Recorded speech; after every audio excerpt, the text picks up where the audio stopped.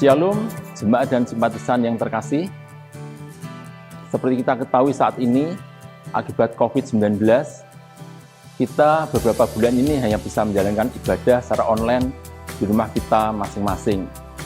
Tentunya setelah sekian lama, kita rindu untuk bisa beribadah kembali secara tatap muka di gereja. Tetapi untuk bisa beribadah di gereja, tentunya kita harus memastikan bahwa pandemi COVID-19 telah membaik. Untuk itu, Majelis Jemaat bersama dengan tim gugus tugas telah mempersiapkan, membentuk protokol kesehatan, syarat-syarat, dan peraturan-peraturan supaya kita bisa beribadah di dalam gedung gereja. Sehingga bila ibadah ini berjalan dengan baik dan lancar, dan kita tetap sehat. Terima kasih, Tuhan Yesus memberkati. Sosialisasi ibadah New Normal GKI Taman Majapahit, Semarang. Adaptasi kebiasaan baru dalam bergereja akan kita lakukan. Di dalam gereja, ada beberapa hal yang perlu kita persiapkan. Penyemprotan disinfektan pada seluruh ruang di gedung dan halaman gereja sesaat sebelum maupun setelah digunakan. Penerapan antrian masuk dan keluar ruang ibadah. Perlengkapan penyambutan jemaat. Penataan ruang ibadah yang aman. Pelaksanaan tata ibadah dan pelayan ibadah sesuai protokol kesehatan. Ibadah onsite nantinya hanya dapat dihadiri 180 orang jemaat, termasuk pelayan ibadah. Ibadah akan dibagi menjadi 2 kali ibadah, yaitu di hari Sabtu pukul 6 sore dan Minggu pukul setengah 9 pagi. Sehingga setiap ibadah hanya dapat dihadiri 90 orang. Jika kuota sudah penuh, jemaat dapat mengikuti ibadah online yang akan dibagikan di YouTube GKI Taman Majapahit. Bagi jemaat yang merasa kurang sehat, kategori usia rentan yaitu berusia di bawah 15 tahun atau di atas 60 tahun, ibu hamil, atau yang memiliki penyakit penyerta, dihimbau untuk tidak beribadah di gereja, namun dapat mengikuti ibadah online. Lalu hal-hal apa saja yang harus jemaat persiapkan sebelum beribadah di gedung gereja? Pastikan bahwa Anda dalam kondisi sehat. Mendaftarkan diri ke pamong wilayah masing-masing sesuai jadwal ibadah tiap wilayah.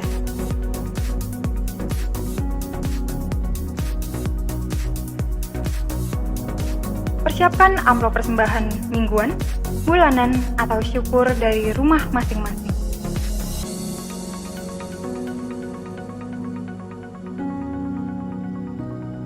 Wajib memakai masker dan memakai face shield jika ada.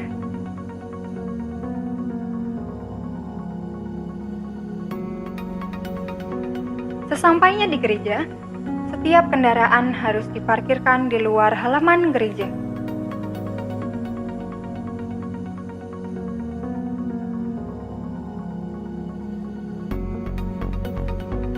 Anda akan disambut oleh petugas ibadah yang akan memastikan bahwa Anda memakai masker. Jika Anda tidak memakai masker, maka Anda tidak diizinkan mengikuti ibadah. Selanjutnya, petugas akan mengukur suhu tubuh Anda. Jika Anda memiliki suhu tubuh normal, Anda dipersilahkan untuk segera mencuci tangan atau menggunakan hand sanitizer. Anda dapat segera menuju pintu gereja dan memasukkan amplop persembahan ke dalam kotak persembahan yang terletak di depan pintu gereja.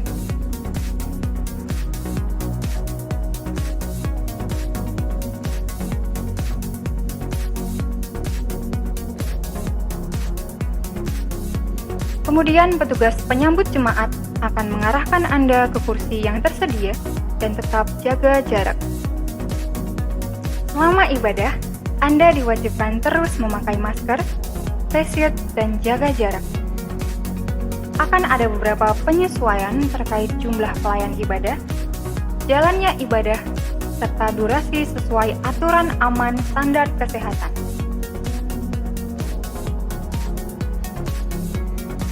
Jika ibadah telah selesai, Anda akan dipandu oleh penyambut jemaat untuk keluar gedung gereja, dimulai dari baris paling belakang. Jemaat dihimbau untuk segera pulang dan tidak terlalu lama beraktivitas di area gereja. Mulai saat ini, area gereja adalah area wajib memakai masker. Setiap komisi yang akan berkegiatan di gedung gereja wajib melakukan standar protokol kesehatan, melakukan absensi, dan melaporkan jadwal kegiatan ke tim gugus tugas New Normal GKI Taman Majapahit. Lalu, kapan ibadah onsite ini akan diselenggarakan? Majelis Jemaat GKI Taman Majapahit belum dapat memastikan kapan diselenggarakannya ibadah bersama di gedung gereja. Majelis Jemaat harus memastikan bahwa kondisi pandemi ini sudah mereda dan dinyatakan aman atau zona hijau untuk dapat dilaksanakannya ibadah onsite. Demikian tata cara ibadah New Normal GKI Taman Majapahit Semarang. Akhirnya, kita harus terus membawa ke dalam doa supaya pandemi ini segera berakhir. Tuhan Yesus memberkati kita semua.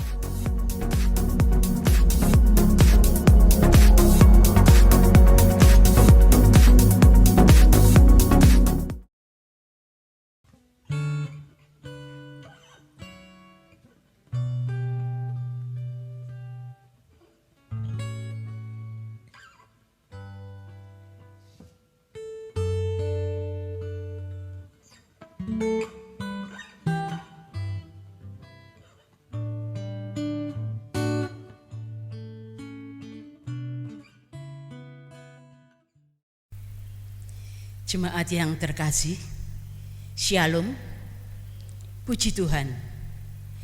Biarpun ibadah saat ini masih kita laksanakan secara daring, tetapi kita tetap semangat untuk memuji namanya, mendengarkan kebenaran firman-Nya. Firman Tuhan pada saat ini akan dilayankan oleh Bapak Pendeta N.L. Utomo dari GKI Karangsaru dengan tema Kedaulatan Allah dalam Kerajaan Allah. Marilah kita awali kebaktian ini dengan bersama-sama mengangkat satu pujian dari Kidung Jemaat 260 bait 1 dan 3. Dalam dunia penuh kerusuhan.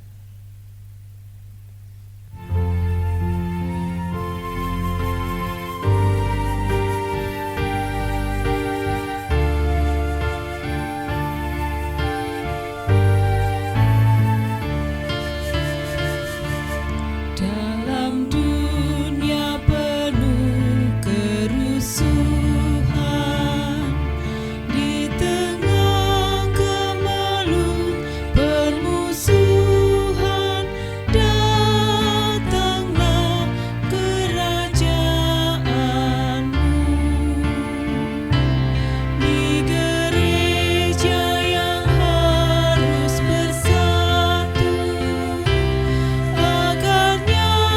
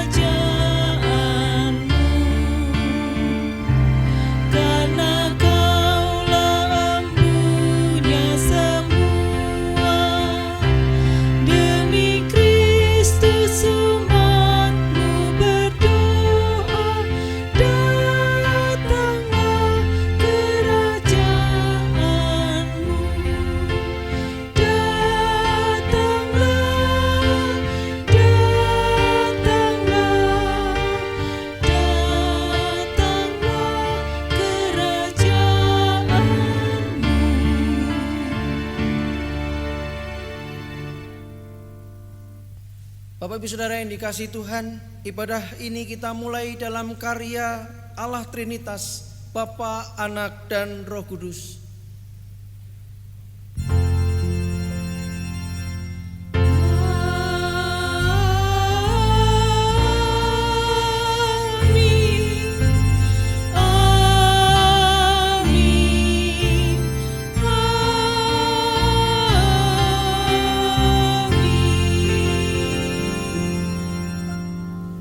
Tuhan besertamu dan besertamu pula.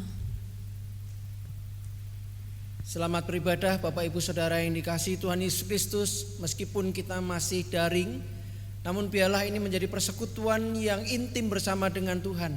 Relasi yang kita bangun adalah relasi di mana kita cinta kepada Tuhan. Bapak Ibu Saudara, nas dasar peribadahan dalam ibadah ini dibacakan dari surat Filipi pasal 1 ayat 21 dan 22 yang berkata, "Karena bagiku hidup adalah Kristus dan mati adalah keuntungan. Tetapi jika aku harus hidup di dunia ini, itu berarti bagiku bekerja, memberi buah. Jadi mana yang harus kupilih? Aku tidak tahu." Bapak Ibu Saudara yang dikasihi Tuhan, kita sadar benar bahwa dalam kehidupan ini semestinya Tuhan yang kita muliakan. Kita tahu bahwa hidup ini adalah hidup yang merupakan anugerah kasih setia Tuhan. Namun bagaimana kita menjalani kehidupan kita? Sungguhkah hari-hari kehidupan kita adalah kehidupan yang menyenangkan hati Tuhan? Hidup yang memuliakan Dia dan seturut dengan ketetapannya. Bapak Ibu Saudara, mari kita datang di hadapan Tuhan. Kita datang mohon segala pengampunan. Kita datang mengakui setiap kegagalan dan dosa kita. Saya memberikan kesempatan bagi Bapak Ibu Saudara untuk berdoa secara pribadi, dan kita akan masuk doa pengakuan dosa.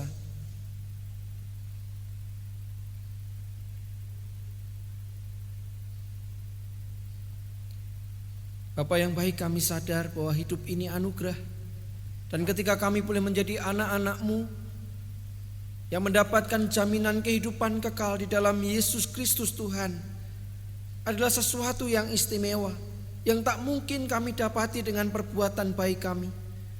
Namun di tengah semua kesadaran itu Tuhan, seringkali kami masih gagal untuk mengasihi-Mu. Kami masih gagal untuk mencintai-Mu. Kami masih gagal untuk taat firman-Mu. Oleh karena itu Tuhan, ketika kami beribadah kepada-Mu, ketika kami datang di hadapan-Mu saat ini, kami mengakui setiap kegagalan kami mengakui setiap pelanggaran kami dengan jujur mengakui segala dosa kami. Kiranya Engkau berkenan untuk mengampuni kami, Engkau berkenan untuk memulihkan kami, dan Tuhan juga berkenan untuk memberikan kekuatan baru bagi kami, sehingga hari-hari baru, hari-hari kehidupan yang Tuhan masih percayakan, boleh kami jalani di dalam ketaatan dan kesetiaan. Ini kami Tuhan, di dalam nama Yesus kami berdoa. Amin. Bapak Ibu Saudara yang dikasihi Tuhan, bagi setiap kita yang sungguh-sungguh menyesal dan mengaku dengan jujur setiap dosa pelanggaran kita, berita anugerah Tuhan dibacakan dari kitab Yunus pasal 3 ayat 10 yang berkata, "Ketika Allah melihat perbuatan mereka itu, yakni bagaimana mereka berbalik dari tingkah lakunya yang jahat, maka menyesallah Allah karena malapetaka yang telah dirancangkannya terhadap mereka, dan Ia pun tidak jadi melakukannya." Demikianlah berita anugerah dari Tuhan. Syukur kepada Allah.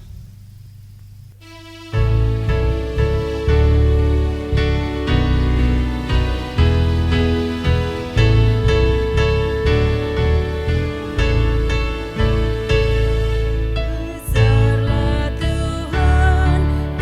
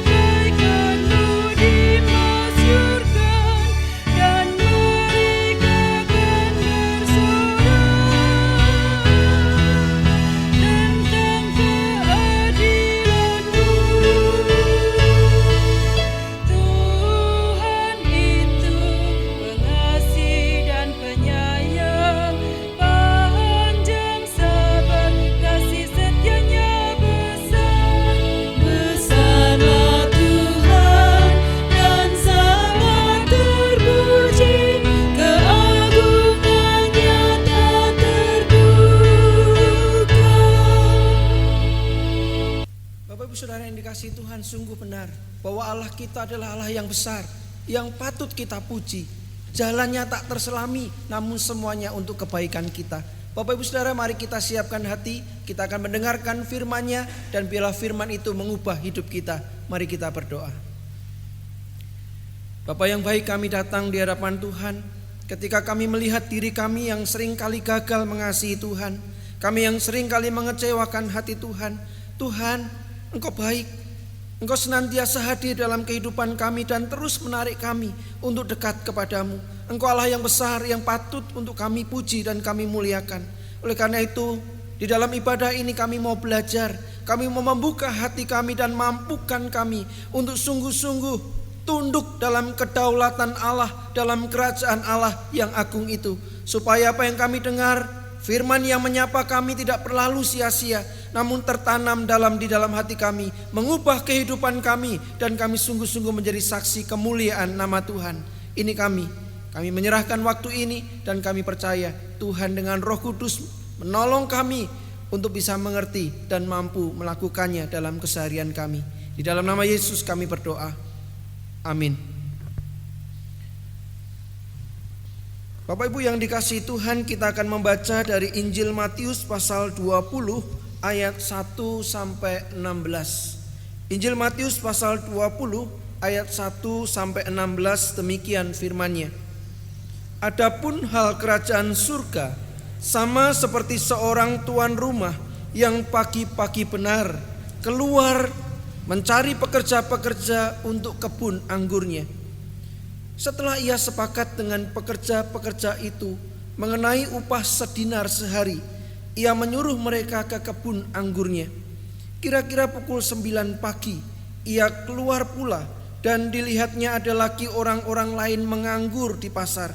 Katanya kepada mereka, "Pergi jugalah kamu ke kebun anggurku, dan apa yang pantas akan kuberikan kepadamu." Dan mereka pun pergi. Kira-kira pukul 12 dan pukul 3 petang, ia keluar pula dan melakukan sama seperti tadi. Kira-kira pukul 5 petang, ia keluar lagi dan mendapati orang-orang lain pula. Lalu katanya kepada mereka, "Mengapa kamu menganggur saja di sini sepanjang hari?" Kata mereka kepadanya, "Karena tidak ada orang mengupah kami." Katanya kepada mereka, "Pergi jugalah kamu ke kebun anggurku." Ketika hari malam, tuan itu berkata kepada mandornya, "Panggillah pekerja-pekerja itu dan berikan upah mereka, mulai dengan mereka yang masuk terakhir hingga mereka yang masuk terdahulu." Maka datanglah mereka yang mulai bekerja kira-kira pukul 5, dan mereka menerima masing-masing 1 dinar. Kemudian datanglah mereka yang masuk terdahulu, sangkanya akan mendapat lebih banyak, tetapi mereka pun menerima masing-masing 1 dinar juga. Ketika mereka menerimanya, mereka bersungut-sungut kepada tuan itu.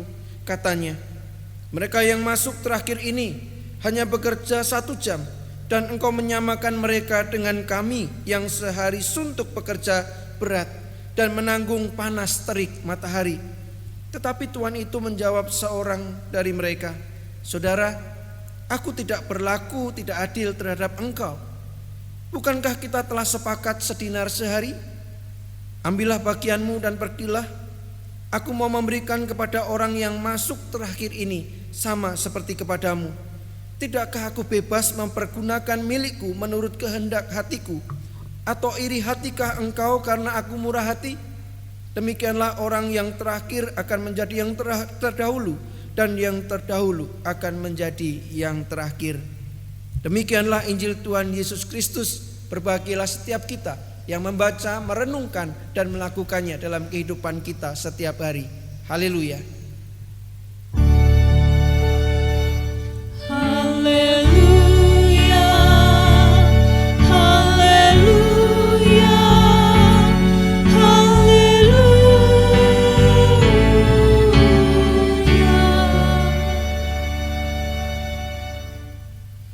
Bapak Ibu Saudara yang dikasihi Tuhan, anggota jemaat simpatisan GKI Taman Majapahit, senang sekali saya boleh memimpin kembali kita berbicara tema kedaulatan Allah dalam kerajaan Allah.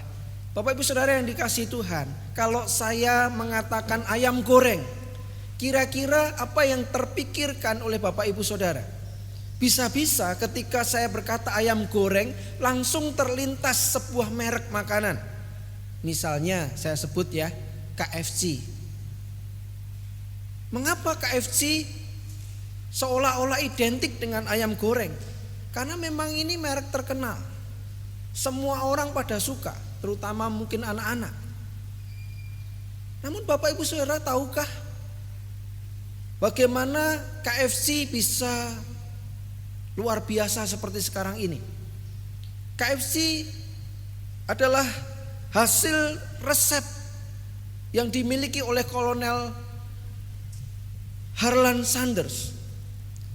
Sanders memulai menawarkan resep usia 65 tahun. Dan 2 tahun perjuangannya adalah perjuangan yang tidak mudah, perjuangan yang sangat berat. Ia hari demi hari menjelajah seluruh Amerika menggunakan mobil tuannya.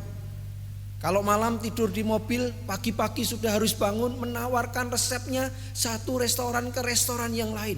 2 tahun ia melakukan itu. Dan rupa-rupanya perjuangannya memang perjuangan yang membawa hasil.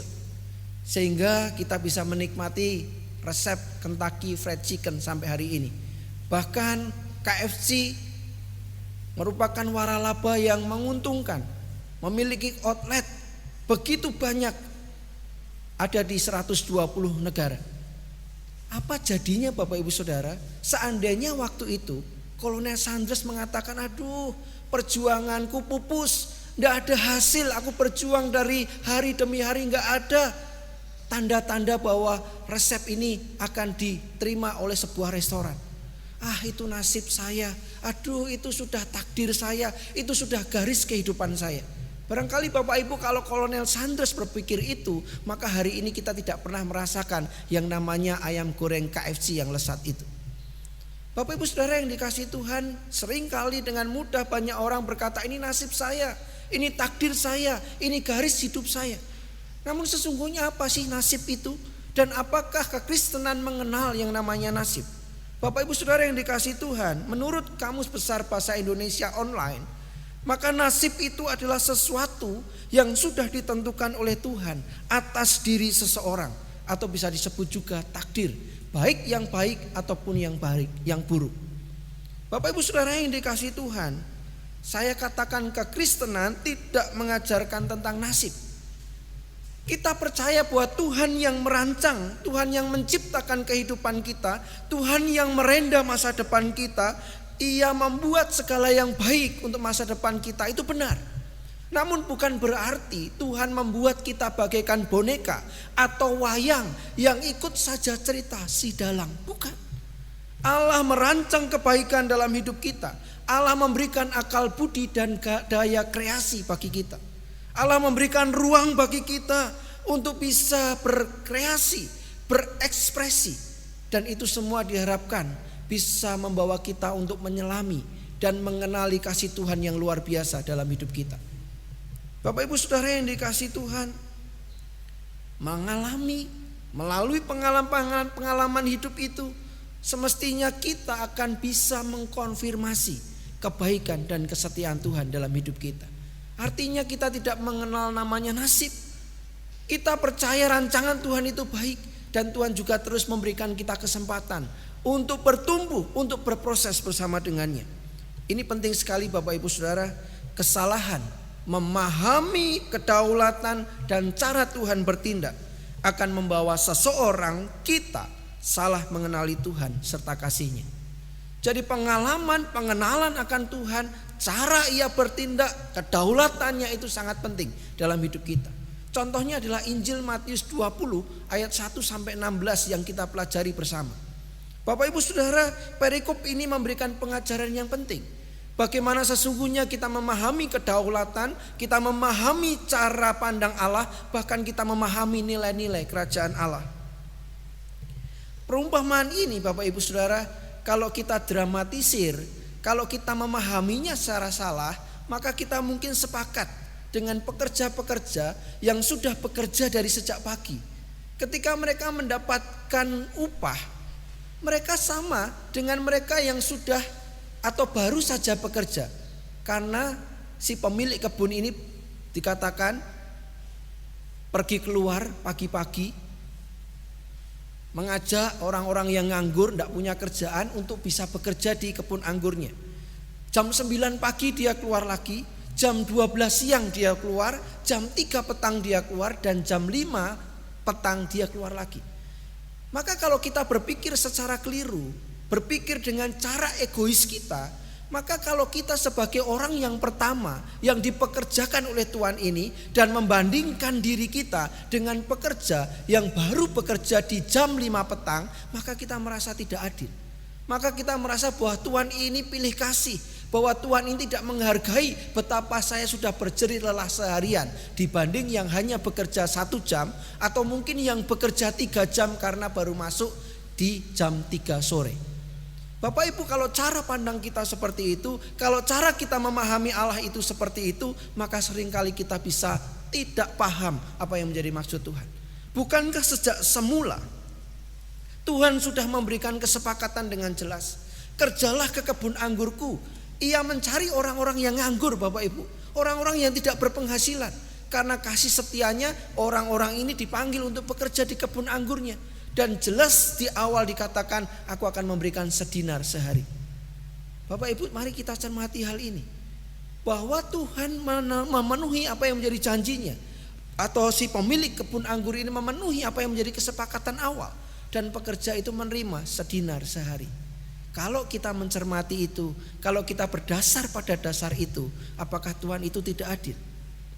Tuhan itu memberikan apa yang memang menjadi kesepakatan, sehari sedinar untuk para pekerja.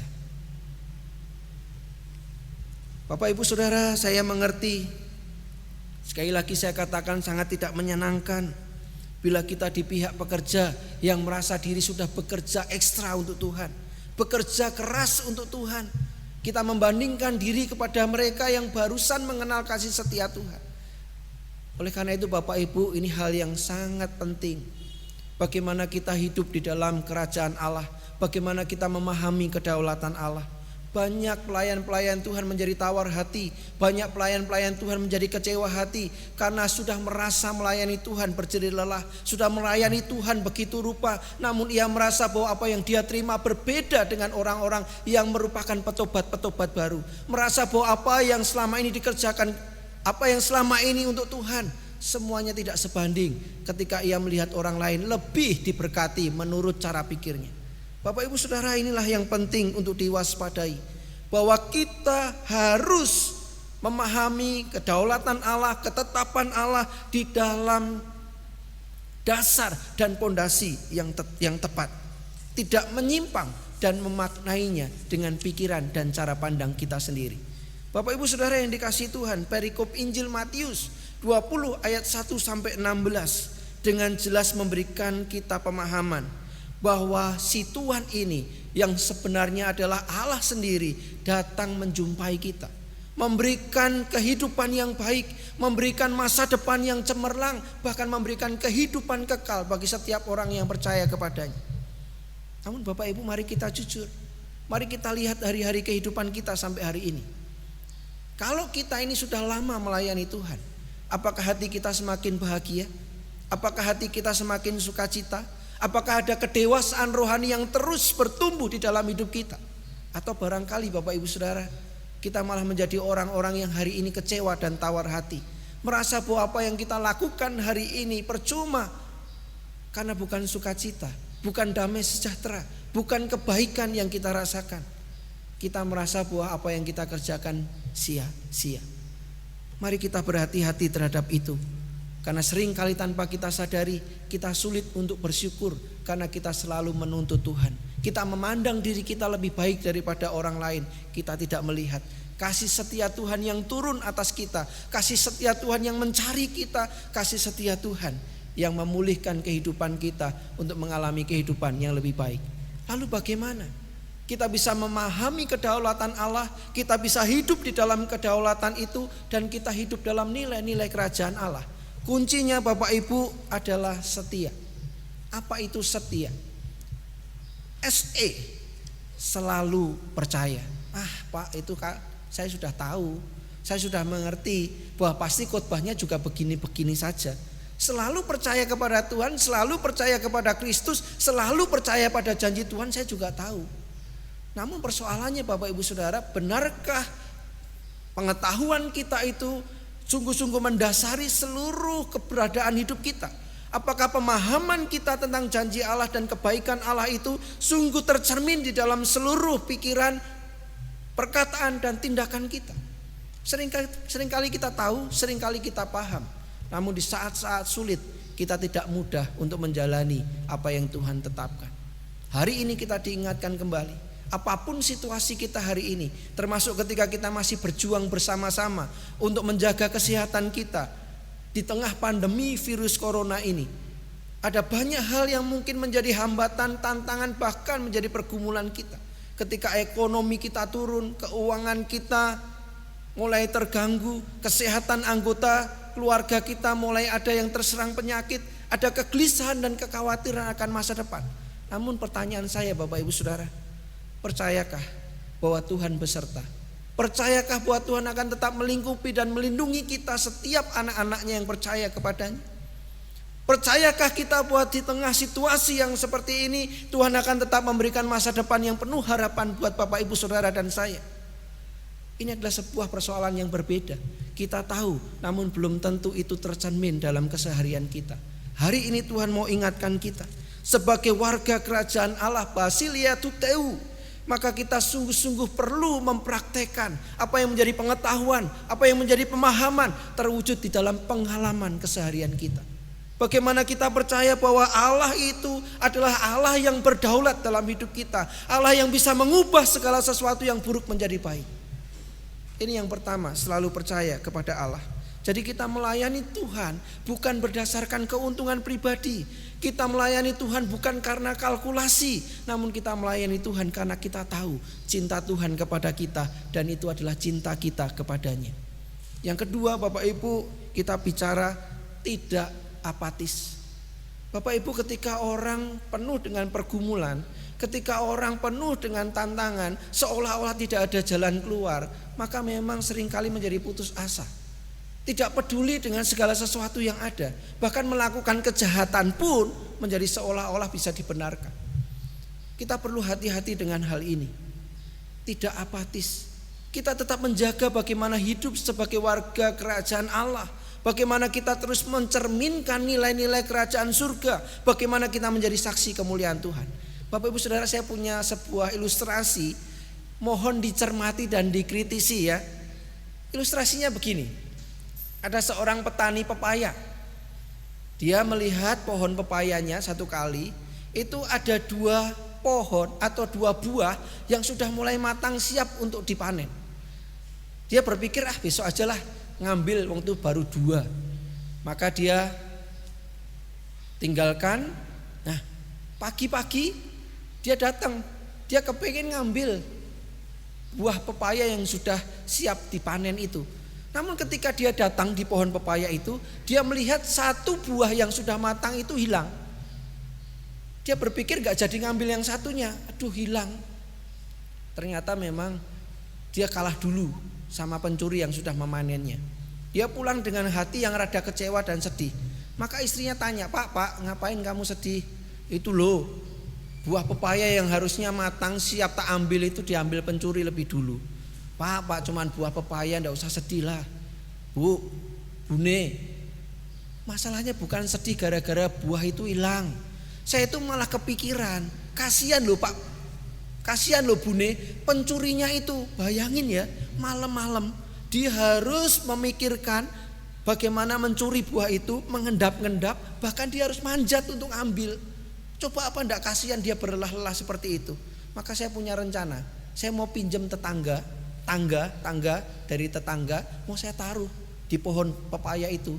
Jadi kalau dia nanti datang lagi nyuri, dia sudah enggak usah terlalu berlelah-lelah, naik tangga aja tinggal cabut. 1 hari ditunggu, ternyata buah yang matang itu tetap di tempatnya. 2 hari berlalu, tetap di tempatnya. Bahkan sore hari di hari yang kedua itu, si bapak ini kedatangan tamu tak dikenal. Tamu ini datang terus bawa 2 buah pepaya yang matang, yang kelihatan manis dari luarnya. Terus si orang ini berkata, mengaku bahwa dialah pencuri buah pepaya. Ketika dia mau berniat untuk mencuri lagi, dia melihat di samping pohon itu ada tangga. Dari pengalaman itu, dari yang dia lihat itu, maka hatinya terbuka. Bahwa Pak petani, si pemilik pepaya ini malah memberikan fasilitas, memberikan jalan bagi dia untuk mencuri. Itulah yang mengubah hatinya bahwa apa yang dia lakukan itu merugikan orang lain.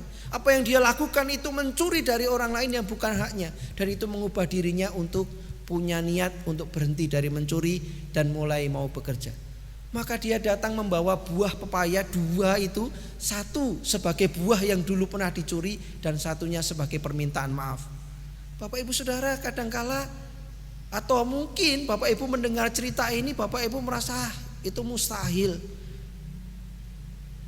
Orang bisa langsung terbuka hatinya, mulai sadar bahwa dia melakukan sebuah kesalahan dan mau berubah dalam kehidupannya. Bapak Ibu, saya juga tidak berharap loh ya, Bapak Ibu melakukan apa yang saya ilustrasikan ini, malah pintu rumah dibuka lebar-lebar supaya para pencuri masuk ke rumah, bukan ya. Namun yang saya maksudkan adalah bahwa ketika kita mengalami kemalangan, ketika kita mengalami sesuatu yang kita tidak harapkan, kita tetap berpikir sesuatu yang baik. Kita tetap berpikir bagaimana kita menghadirkan nilai-nilai kerajaan Allah, yaitu apa? Damai sejahtera dan juga harapan di masa mendatang. Bapak Ibu Saudara, kalau kita salah dalam hal ini, maka yang terjadi adalah kecewa. Kita kecewa menyalahkan Tuhan, kita kecewa mencari kambing hitam, kita kecewa kita melakukan hal-hal yang tidak menyenangkan, kita kecewa nanti kita berhenti bekerja, kita berhenti melayani, kita bertengkar dengan banyak orang. Kekecewaan Bapak Ibu membawa banyak dampak. Kita merasa bahwa kita diperlakukan tidak adil, kita selalu membandingkan dengan orang lain, merasa tidak dihargai, merasa kurang terus dan sebagainya. Mungkin Bapak Ibu bisa melanjutkan koma-koma yang lain. Atau keberserahan yang salah, sudahlah ini nasib, sudahlah ini takdir, sudahlah ini apesku. Ketika orang punya pemahaman seperti itu, maka jelas dia tidak punya daya juang. Dia sudah berhenti saja, pasrah tanpa usaha, tidak kreatif dan tidak produktif. Bapak Ibu yang dikasihi Tuhan, mari kita terus berkarya bagi kemuliaan nama Tuhan. Dan yang terakhir tentunya tidak hanya sekedar ngomong, tidak hanya sekedar teori, tidak hanya sekedar wacana, tapi amalkan dalam keseharian. Bapak Ibu, kita adalah murid-murid Tuhan. Kalau kita menengok kehidupan kita yang lalu, maka dengan jelas kita bisa melihat jejak-jejak tangan Tuhan, kasih setia Tuhan, campur tangan Tuhan, bahwa ada banyak hal juga yang terjadi di masa lalu, bahkan sesuatu yang pada waktu itu menjadi sesuatu yang krisis bagi hidup kita. Toh hari ini Tuhan menolong. Hari ini kita menghadapi lagi tantangan-tantangan, kita menghadapi lagi pergumulan-pergumulan. Namun bukan berarti kita menyerah, bukan berarti kita putus asa. Apalagi kita menyalahkan Tuhan, bahkan merasa seperti pekerja itu bahwa kita diperlakukan tidak adil oleh Tuhan. Bapak Ibu yang dikasihi Tuhan, sebagai murid Kristus yang sudah ditebus dan diselamatkan, tugas panggilan kita adalah menjadi saksi-saksi kemuliaan Tuhan. Bagaimana menjadi saksi yang baik? Jikalau kita selalu mengarang dan memodifikasi cerita. Bagaimana kita menjadi kesaksian yang baik kalau selalu kita ini menyebar hoax dan kebohongan? Bagaimana kita menjadi saksi yang benar jika perbuatan kita tidak sesuai dengan apa yang kita katakan, apa yang kita ceritakan? Bapak Ibu yang dikasihi Tuhan, di tengah perubahan dan di tengah tantangan zaman yang semakin sulit, murid-murid Kristus wajib mendemonstrasikan kebaikan, kasih setia dan tawaran kehidupan kekal yang datang dari Tuhan.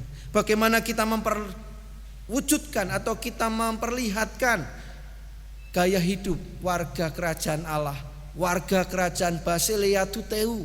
Bagaimana kita terus menghadirkan kasih, keadilan, perdamaian dan keselamatan yang holistik. Bapak Ibu, saya punya satu ciri. kalau kita sungguh-sungguh murid Kristus, kalau kita sungguh-sungguh warga kerajaan Allah, kita hidup dalam kedaulatannya, maka cirinya kita itu tidak egois. Kita tidak egois dan kita ini adalah orang yang altruis.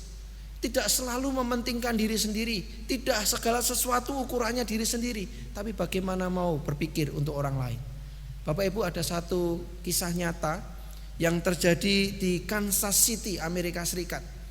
Ada seorang tunawisma. Kalau di sini mungkin orang yang tidak punya rumah terus mencari penghidupannya dengan mengemis di jalanan.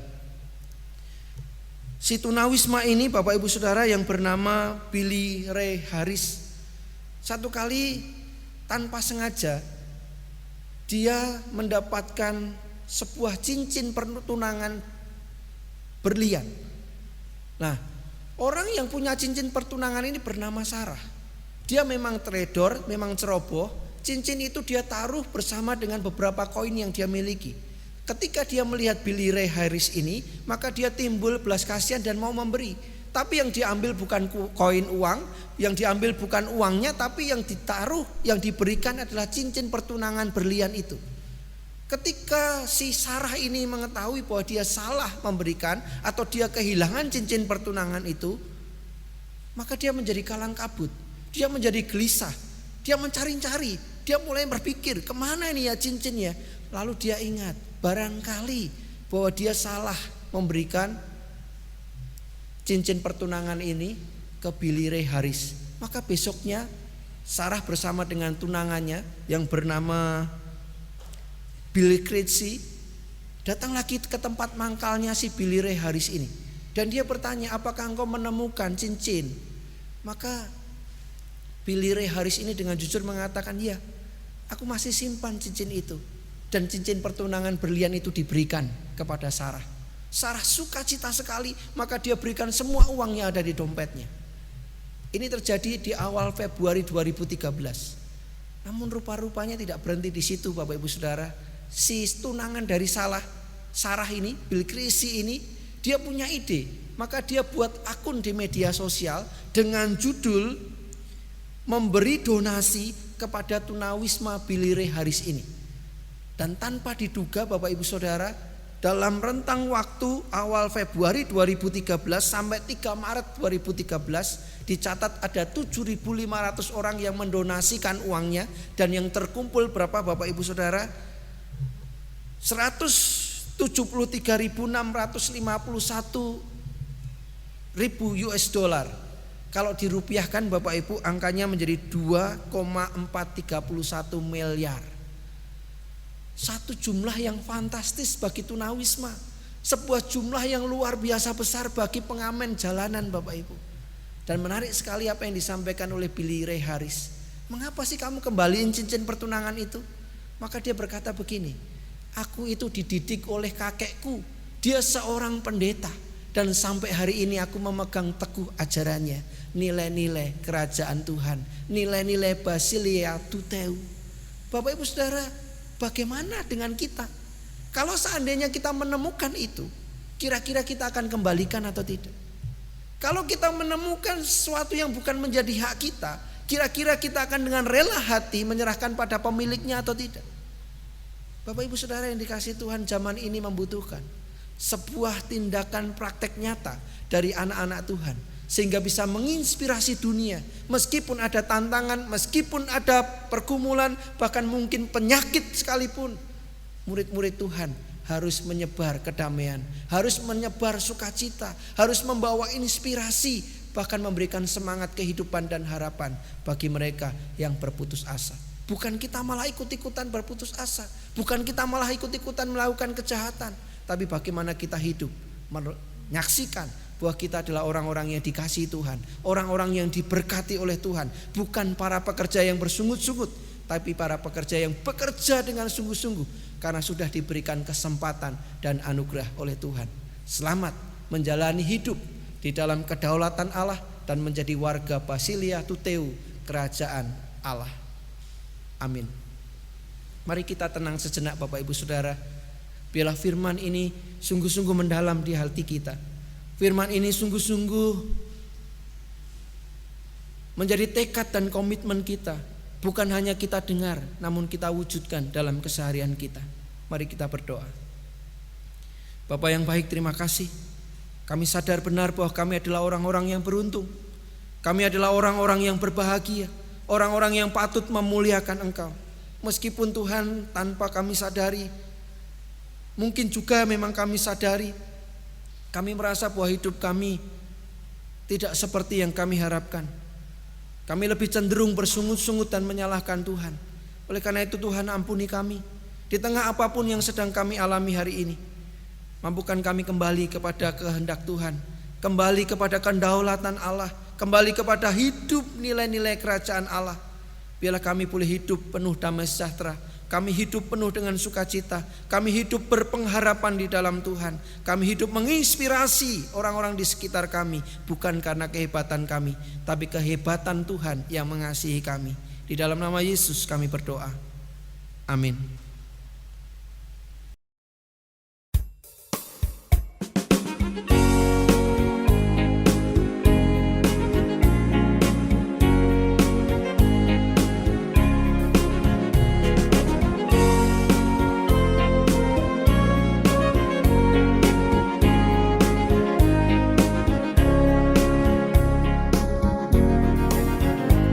Kasih sukacita, damai sejahtera, kesabaran kemurahan, kebaikan, kesetiaan, kelemah lembutan, penguasaan Inilah Roh Kudus mengalir dalam hidupku. Menghidup diri Roh Kudus setiap hari.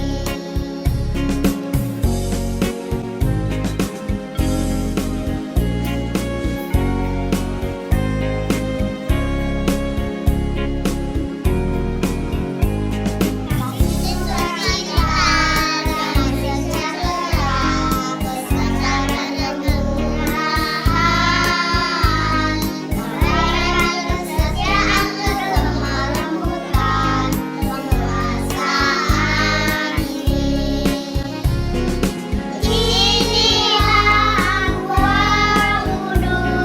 mengalir dalam hidupku. Menghidup diri Roh Kudus setiap hari. Inilah Roh Kudus mengalir dalam hidupku. Menghidup diri Roh Kudus setiap hari. Menghidup diri Roh Kudus setiap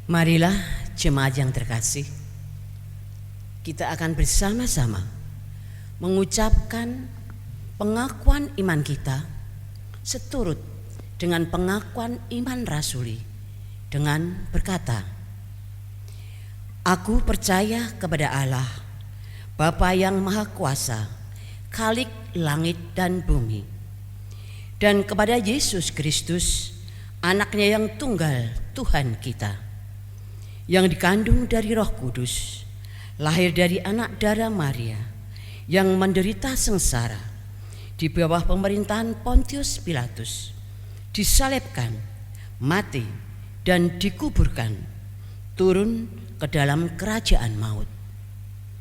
Pada hari yang ketiga, bangkit pula dari antara orang mati, naik ke surga, duduk di sebelah kanan Allah, Bapa yang Maha Kuasa. Dan dari sana Ia akan datang untuk menghakimi orang yang hidup dan yang mati. Aku percaya kepada Roh Kudus, gereja yang kudus dan am, persekutuan orang kudus, pengampunan dosa, kebangkitan orang mati, dan hidup yang kekal. Amin. Bapak Ibu Saudara, mari kita menaikkan doa-doa syafaat kita. Mari kita berdoa.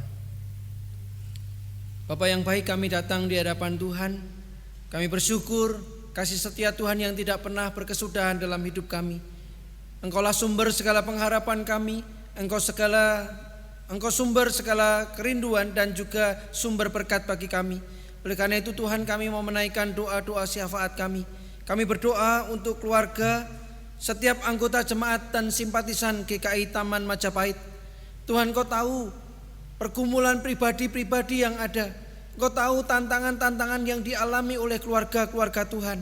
Oleh karena itu di tengah segala pergumulan dan tantangan yang ada, biarlah Tuhan yang hadir di dalam kehidupan masing-masing pribadi dan juga kehidupan keluarga di jemaat GKI Taman Majapahit ini. Tuhan yang berkenan untuk memberikan kesehatan, Tuhan berkenan untuk memberikan kekuatan, Tuhan memberikan hikmat, Tuhan memberikan berkat, sehingga setiap pribadi dan keluarga boleh tetap hidup di dalam pengharapan akan Tuhan. Kami juga berdoa Tuhan untuk anggota jemaat yang memasuki usia lanjut dan dalam kondisi lemah tubuh. Tuhan, kami berserah untuk saudara-saudara kami yang berusia lanjut ini. Meskipun segala sesuatu mulai berkurang, kekuatan fisik, pemikiran, pendengaran, namun biarlah saudara-saudara kami yang lanjut usia boleh melihat anugerah Tuhan di dalam kehidupannya, senantiasa berpengharapan di dalam Tuhan. Bahkan melalui pengalaman bersama dengan Tuhan itu, mereka menjadi orang-orang yang tetap teguh iman. Mereka tetap punya iman yang kokoh, bahkan boleh mewariskan nilai-nilai kerajaan Allah kepada generasi yang lebih muda. Di tengah situasi lemah tubuh, mereka tidak kehilangan iman mereka, namun mereka tetap percaya bahwa Tuhan hadir dan Tuhan mengasihi mereka. Kami juga berdoa Tuhan untuk pendidikan anak-anak di masa pasca pandemi virus corona. Tuhan tahu kesulitan anak-anak kami hari ini. Tuhan juga tahu bagaimana orang tua mendampingi anak-anak tidak diperlengkapi dengan kemampuan yang cukup, sehingga seringkali rumah begitu ribet dan ribut. Demikian juga dengan guru yang harus mempersiapkan mata pelajaran. Mereka pun juga di dalam kesulitan. Oleh karena itu Tuhan, di tengah situasi yang ada, kami mohon berkat untuk keluarga-keluarga. Kami mohon berkat untuk anak-anak kami, supaya mereka tetap punya semangat, mereka punya tekad, mereka punya kemauan untuk bisa belajar. Meskipun dalam segala keterbatasan yang ada, mereka tetap berkualitas, mereka tetap mendapatkan ilmu, dan itu menjadi bekal di masa depan, menjadi bekal yang berharga bagi mereka. Kami juga berdoa Tuhan untuk pelaksanaan ibadah di Taman Majapahit dan juga gereja-gereja yang lain. Kami menyerahkan ketika kami masih mengadakan kebaktian daring, meskipun Tuhan tahu kerinduan kami, bahwa kami merindukan bisa kebaktian onsite, kebaktian tatap muka. Ketika kami bersama dengan saudara-saudara seiman, kami boleh berjumpa, kami boleh bercerita, kami boleh berbagi kehidupan.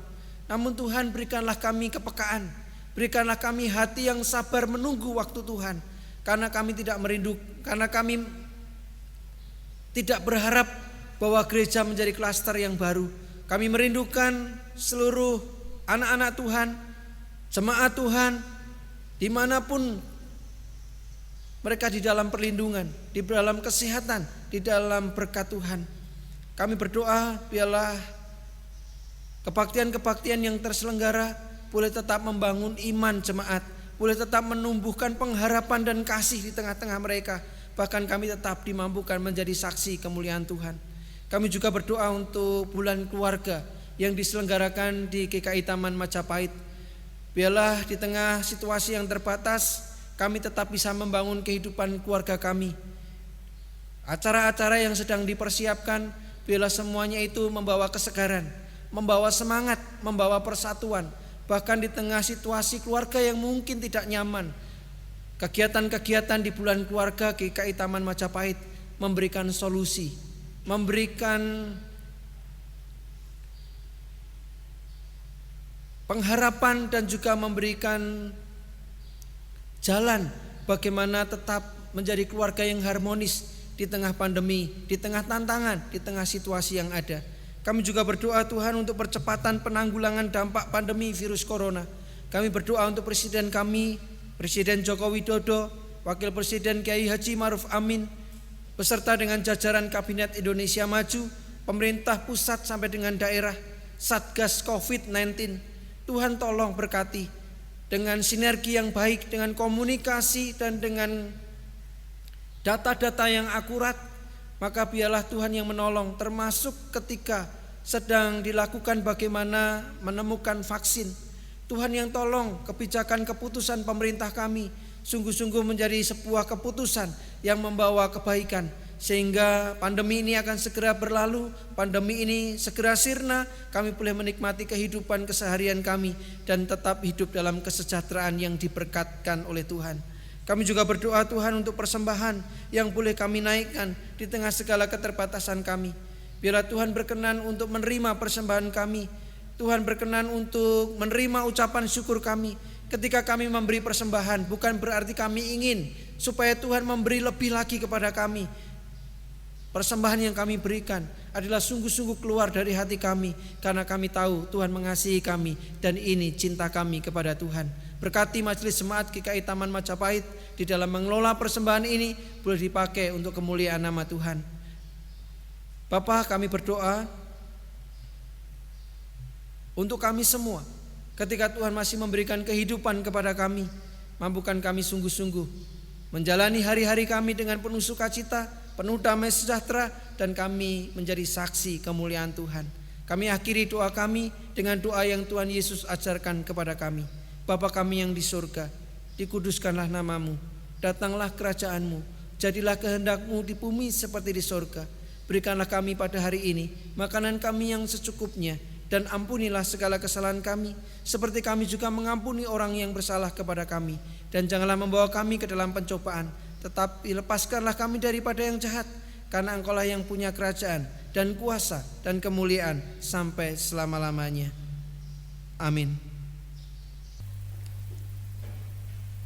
Tibalah saatnya kita akan memberikan persembahan syukur kepada Tuhan. Nas dasar persembahan pada saat ini diambil dari Matius 5 ayat 24. Tinggalkanlah persembahanmu di depan mezbah itu, dan pergilah berdamai dahulu dengan saudaramu, lalu kembali untuk mempersembahkan persembahanmu itu. Bapak, Ibu, Saudara dapat melihat tayangan yang berikut ini.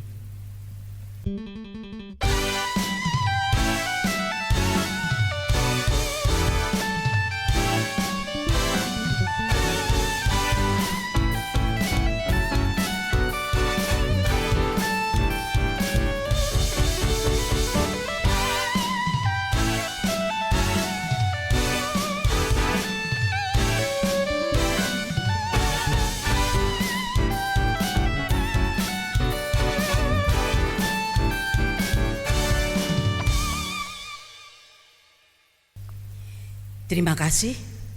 Tuhan memberkati kita semua. Bapak Ibu Saudara, mari kita mengakhiri kebaktian kita dengan tetap percaya bahwa Tuhan mengasihi kita. Kita mau bangkit berdiri, kita akan pujikan kuasa-Mu dan nama-Mu lah hendak kami sebar.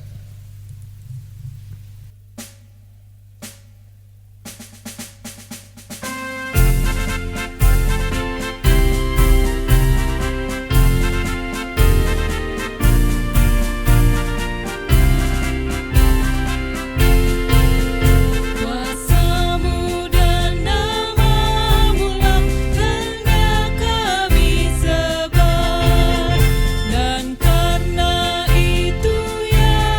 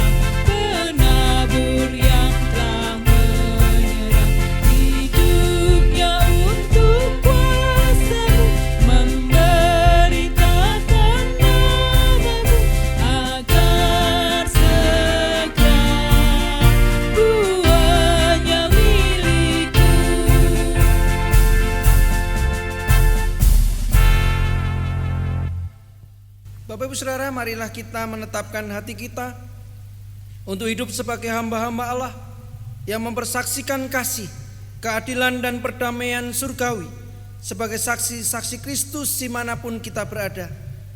Dan terimalah berkat Tuhan. Tuhan memberkati engkau dan melindungi engkau. Tuhan menyinari engkau dengan wajah-Nya dan memberi engkau kasih karunia. Tuhan menghadapkan wajah-Nya kepadamu dan memberi engkau damai sejahtera dari sekarang sampai selama-lamanya. Amin.